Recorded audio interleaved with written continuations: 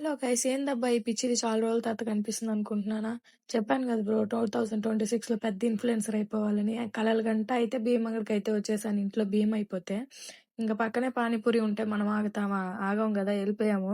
Panipuri uncle చూడండి ఎట్లా చూస్తున్నాడో. ఈ పిచ్చిదేంది ఈరోజు వీడియో తీస్తుంది. రోజు గమ్ముగొచ్చి తినేసి ఎళ్తది గదా అని.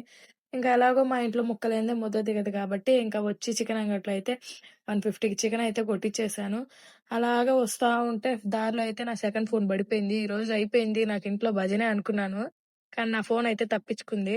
అక్కడక్కడ క్రాక్స్ అయితే వచ్చున్నాయి. అలాగా ఆనందపడుతూ అయితే ఇంటికొచ్చేసాను. అంత కష్టపడొచ్చాను కదా! ఒక థమ్స్ అప్ తాగకపోతే నాకు ఆ సాటిస్ఫాక్షనే ఉండదు. Bye guys.